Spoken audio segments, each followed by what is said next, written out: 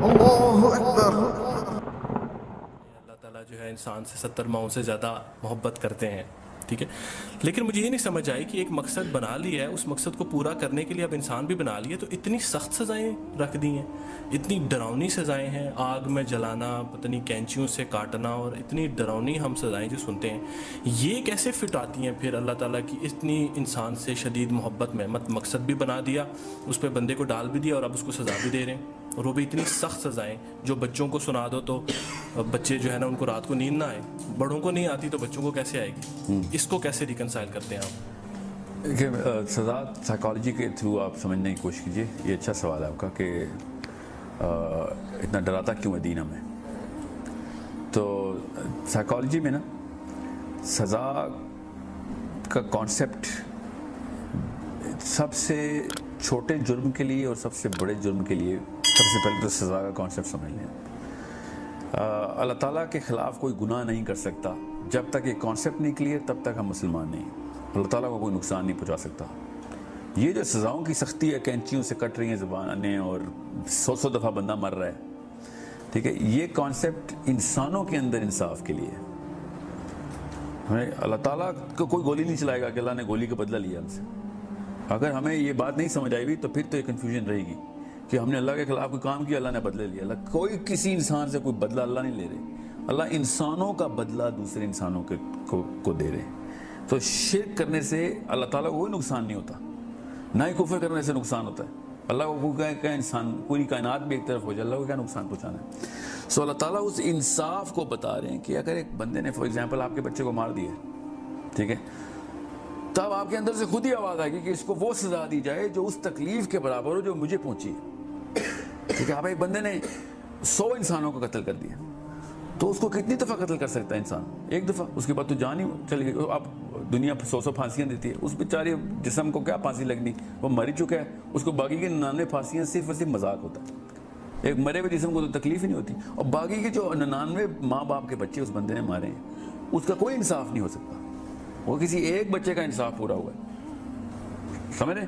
تو اب اس کو 100 دفعہ اس لیے مارا جا رہا ہے ادھر کہ ان تمام پہلے زندہ کرو گے پھر اس ماں باپ کا بدلہ ملے گا، پھر زندہ کرو پھر اس فلاں ماں باپ کا بدلہ ملے، تاکہ تجھے پتہ چلے کہ ایک امپلیکیشن ہیومن ڈائنامکس کے اندر کتنا بڑا نقصان کر دیتا ہے. یہ تو خالی میں قتل کی بات کر رہا ہوں. آپ خود سوچیں شرک کے اوپر اس کی کیلکولیشن ہی نہیں ہے، ہیومنلی پاسبل ہی نہیں ہے کہ ایک بندہ شرک کر رہا ہو تو پوری کی پوری انسانیت کو کتنا بڑا نقصان دے رہا ہوتا ہے. یہ تو تب ہم سوچیں جب ہمیں پورا کا پورا مقصد انسانیت پتہ چلے کہ اسلام کس طریقے سے سیٹلمنٹ کرتا ہے کہ پوری انسانیت کی بقا جو ہے وہ وحدانیت کے اندر چھپی ہوئی ہے. جب ہمیں یہ پتہ چل جاتا ہے تب پتہ چلتا ہے کہ یار پھر ایسی کڑی سزا ہونی چاہیے تھی نا شرک کی، کہ اس نے پورے کے پورے اربوں خربوں انسانوں کو نقصان نے پہنچا دیا. اللہ کو شرک سے کوئی نقصان تھوڑی ہو رہا ہے، خالی ایک کن کی دیر ہوتی، شرک ہی ختم ہو جانا تھا. یہ تو اللہ تعالیٰ نے آپسی امتحانات ڈالے ہوئے. انسان کا انسان کے ساتھ تعلق ہے، اس کا سلوشن اسلام ہے. اللہ تعالیٰ کے ساتھ انسان کا تعلق تو کافر کا بھی اتنا ہی ہے جتنا کہ مسلمان کا ہے. تو جیسے انسان ایک وحدانیت اور پراپر اسلام کی ڈیفینیشنز اور سب سے پہلے اس کی پرپز اور اس کی اینڈ ان مائنڈ رکھ کے ریورس انجینئر کرتا ہے کہ میں لائف کو کس طرح ہو، تو خود ہی پتہ چلتا ہے کہ سب سے پہلے تو اپنے بچوں کے لیے سب سے بہترین سولوشن ڈھونڈوں میں. اس کو پتہ چلتا ہے کہ میں اگر کچھ بھی غلط کام کروں گا اس کی امپلیکیشن بچوں پہ آتی ہے. ہم سب کو پتہ ہے، اپنے اپنے گھر کے اندر ہم پکے مومن ہوتے ہیں، پوری مقصد کے تھرو اپنی روزی روٹی کا انتظام کرتے ہیں کہ یار بچے نہ بھوکے ہو جائیں، کوئی ایسا گناہ نہ کریں جو کہ اثر بچوں پہ آ رہا ہو، کوئی ایسی چیز گھر میں نہ آ جائے جس سے بچوں کے ہاتھ مسئلے ہوں. جب اپنے گھر کے اندر ہم اپلائی کرتے ہیں وہی چیز جب اللہ تعالیٰ 7 ارب لوگوں کے لیے اپلائی کر رہے ہیں تو ہمیں مسئلے شروع ہوتے ہیں کہ یار یہ میرے تک تو ٹھیک تھا، میرے بچوں تک، باقیوں کو کیا فرائض مجھے مل رہے ہیں. تو باقیوں کے بھی حقوق ہیں آپ کے اوپر، پورے کے پورے آپ کے، نہ صرف باقیوں جو کہ اس وقت زندہ ہیں بلکہ فیوچر کی نسلیں جنہوں نے جتنی بھی آنی ہیں، تمام تر لوگوں کو بہانہ مل جانا ہے کہ اگر آپ نے کسی ایک جگہ کے اوپر بھی کوئی ایسی کسر چھوڑ دی. اس لیے یہ سارے کی ساری سزائیں ہیں کہ لوگوں کے آپسی مسائل کے انصاف کے تقاضے پورے ہو رہے ہیں. یہ ایک سائیکولوجیکل مسئلہ ہے ہمارا کہ ہم سمجھتے ہیں کہ دوزخ میں اللہ بدلے لے رہا ہوگا. اللہ تعالیٰ کا تو کوئی نقصان ہی نہیں پہنچا رہا، بدلے کس بات کے. سو یہ ان لوگوں کی ڈیمانڈ ہونی ہے کہ اس بندے کا نقصان نے ہمارا کیا، اس کا کیا انصاف ہے پھر. تو وہ پھر وہاں پہ انصاف پورا ہو رہا ہوگا. اور ایک فلسفہ ہے پورا جو کہ لمبی تفصیل میں نہیں جاؤں گا. دوزخی اصل میں تسکین جنت ہے.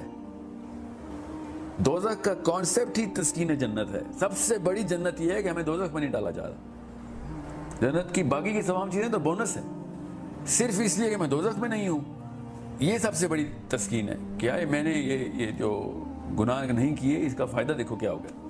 वहाँ पे हूरें और फल और ये सब चीज़ें, it's another life style, totally different ball game.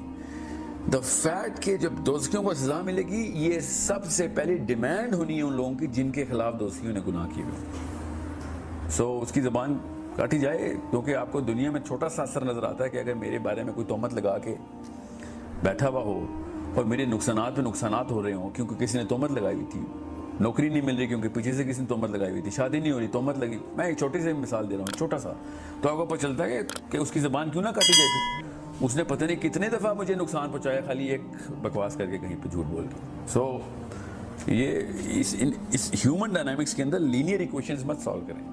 It's a multi dimensional concept of how humans are balanced in the rights and wrongs and the benefit and the loss जो कि हो रहा होता है किसी एक एक्शन की वजह से। जब मल्टी डिमेंशनल कॉन्सेप्ट समझ आएगा ह्यूमन डायग्राम का, तब पता चलेगा यार इतना नुकसान हो रहा है, गिबत का, एक चुगली का, एक कत्ल का, कत्ल तो बहुत ही बड़ा। उसी से पता चलता है गुनाह कबीरा क्या है, वो मैस एक न्यूक्लियर बॉम्ब की तरह नुकसान पहुंचाता है पूरी इंसानियत को। इस वो पे पता चलता है कि गुनाह कबीरा क्यों। फिर आम ऐसे गुनाह जो कि छोटे गुनाह हैं, वो उसका मतलब होता है उसका स्कोप ज़रा लिमिटेड है, और वो तो वुज़ू करने में माफ़ हो जाते हैं।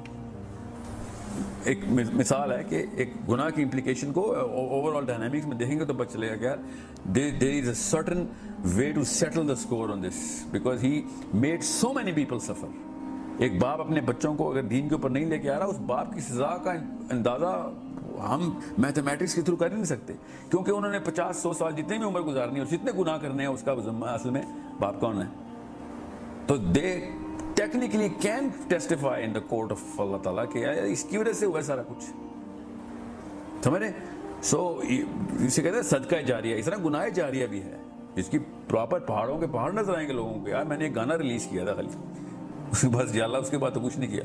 उस गाने के पीछे पता नहीं कितनी वायरलिटी मिली उसको, उसके बाद कितने ही वो डांस पार्टीज में कितना जना हुआ, कितनी शराब चली उस गाने के सरूर में। वो सब की सजा किस तरीके से मिल रही होती है। फिर क्यों ना फिर आग की कैंचियाँ निकले फिर दोज़ख में कि तूने इतने नुकसान पहुँचाए।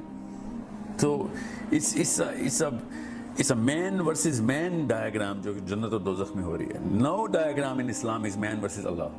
अल्लाह ताला ने एक दफ़ा भी नहीं कहा कि तुमने मेरा नुकसान कर दिया या तुम तो अल्लाह को नुकसान पहुँचाने जा रहे हो। तो ये तो कॉन्सेप्ट ही कहीं से आया है हमारे अंदर साइकोलॉजिकली, क्योंकि फर्स्ट पर्सन अल्लाह ताला खुद है, तो हम समझते हैं कि अल्लाह अपना गुस्सा उतार रहे हैं कि कहीं पे यौम दीन में अल्लाह ताला के सामने हम खड़े होंगे, अल्लाह के टेरे में होगा, हम दूसरे के टेरे में होंगे, नाउज़ बिल्लाह। अल्लाह ताला इज द जज, अल्लाह ताला इज नॉट द मुदई और ना ही the petitioner nor the defendant. तो